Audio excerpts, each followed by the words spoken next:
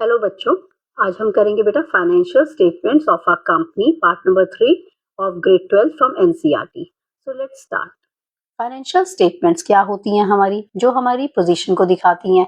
कौन सी पोजीशन को दिखाएंगी बेटा? ये फाइनेंशियल पोजीशन। तो हम पोजीशन स्टेटमेंट किसको बोलते हैं? बैलेंस शीट को बोलते हैं। ओके।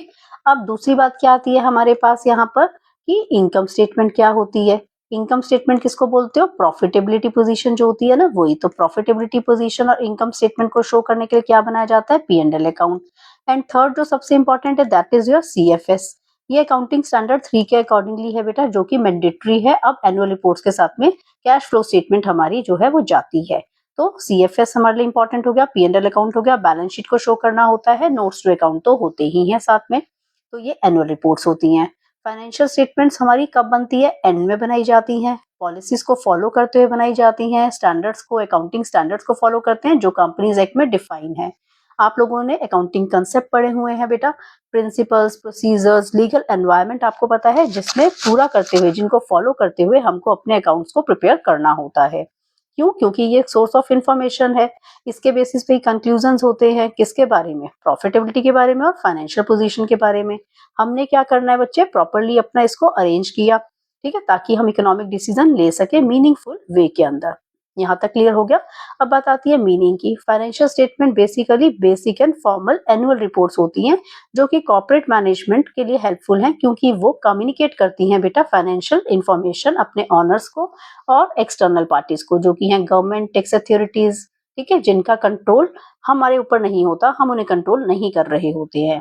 वो हमारी बैलेंस शीट को देखती हैं, जो हम एंड ऑफ अकाउंटिंग पीरियड पे बनाते हैं। स्टेटमेंट ऑफ P&L अकाउंट को देखती हैं और कैश फ्लो स्टेटमेंट। तो ये मैंने आपको तीनों बताई कि ये सबसे इंपॉर्टेंट हमारे पास 3 फाइनेंशियल स्टेटमेंट्स होती हैं, जो कि मैंडेटरी हैं, अपना उसको हमें देना ही होता है।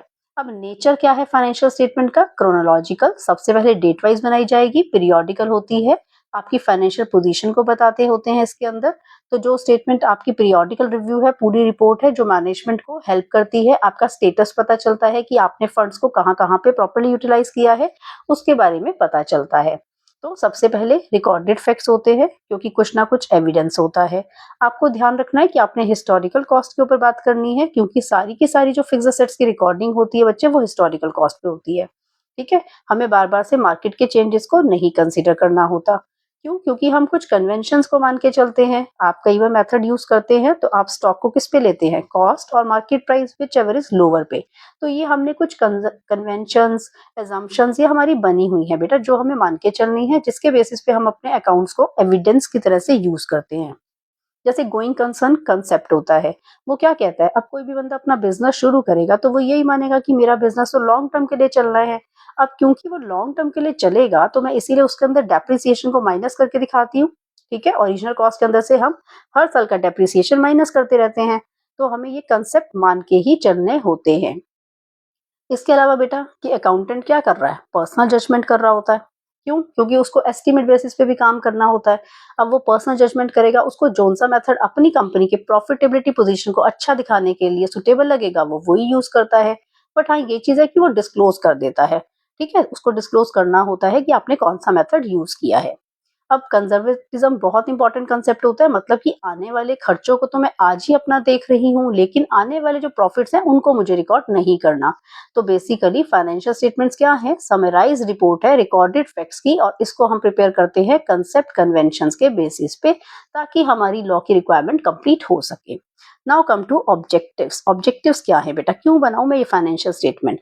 सबसे पहले क्योंकि मुझे ये सारी की सारी इकोनॉमिक रिसोर्सेज मेरे बताता है कि प्रॉपर्ली यूटिलाइज हो रहे हैं। एक्सटर्नल पार्टीज बेटा हमारी बैलेंस शीट को देख के ही तो ये डिसीजन लेती हैं कि क्या मैं इस कंपनी में इन्वेस्ट करूं कि ना करूं, इनकी अर्निंग कैपेसिटी कितनी है, इनका कैश इनफ्लो आउटफ्लो कितना हो रहा है। सारी की सारी इंफॉर्मेशन उनके पास जाती है। मैनेजमेंट इफेक्टिव डिसीजन ले सकती होती है उसके बारे में। इंफॉर्मेशन रिगार्डिंग की भी हमारे सोसाइटी के रिसोर्सेज कैसे यूटिलाइज हो रहे हैं, हम कौन सी पॉलिसीज को फॉलो कर रहे हैं, ये बातें इंपॉर्टेंट है। अब इसके बाद सबसे इंपॉर्टेंट चीज क्या आती है कि फाइनेंशियल स्टेटमेंट को हम बनाते कैसे हैं बेटा? बैलेंस शीट और P&L अकाउंट तो आपको पता है। अब आपने प्रॉपर प्लानिंग करी, आप अपनी पूरी की पूरी कैश फ्लो स्टेटमेंट को भी शो करते हैं, रूल्स एंड रेगुलेशंस को फुलफिल करते हैं, क्योंकि हर कंपनी ना रजिस्टर है कंपनीज एक्ट 2013 पे, और उन्होंने ही प्रोविजन बता रखा है कि ये कैसे कैसे बनेगा। तो कहाँ बता रखा है? Revise schedule. 3 के अंदर, ठीक है, ऑफ कंपनीज एक्ट के अंदर।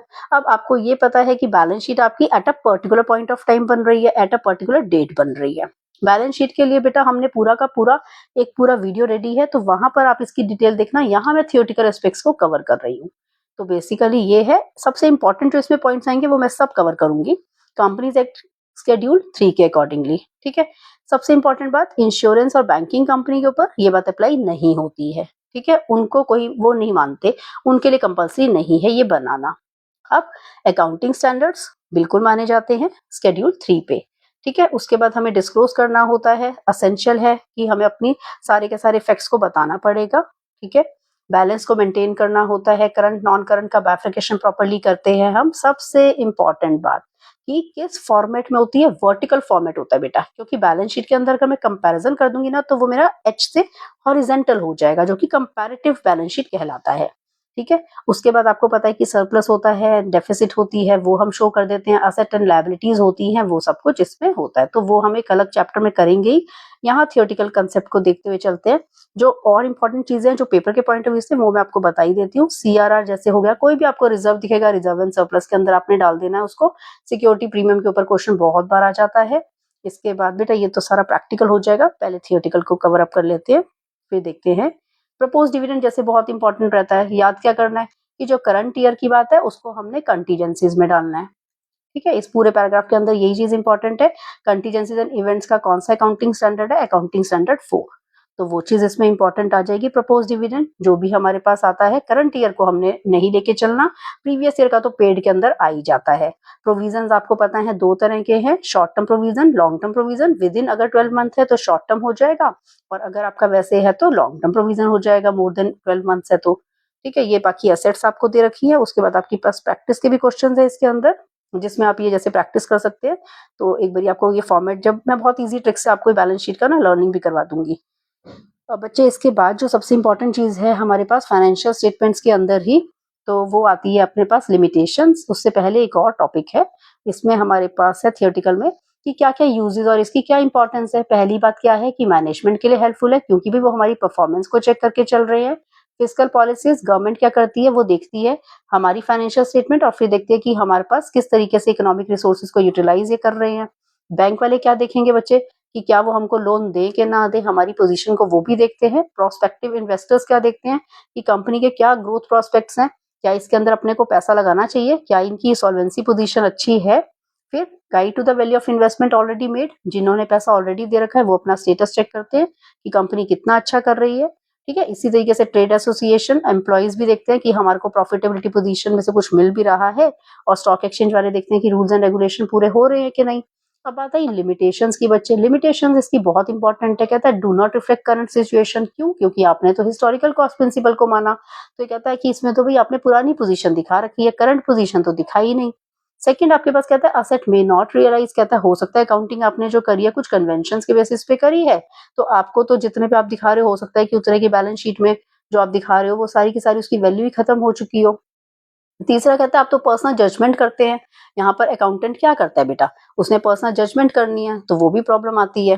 एग्रीगेट इन्फॉर्मेशन होती है यहाँ पर, तो कई बार क्या होता है कि मुश्किल होता है यूजर्स के लिए डिसीजन मेकिंग। फिर इन्फॉर्मेशन जो होती है कई बार मिसिंग होती है, क्वालिटेटिव इन्फॉर्मेशन इसके अंदर हम लेते ही नहीं है। इंटरिम रिपोर्ट्स हो यहाँ पे बन जाती हैं हमारे पास, लेकिन इसमें कोई आइडिया नहीं मिल पाता अर्निंग कैपेसिटी कि क्या वो हर बारी ऐसी होगी, तो फ्यूचर को इजीली डिपिक्ट नहीं किए कर सकते हम इसके अंदर।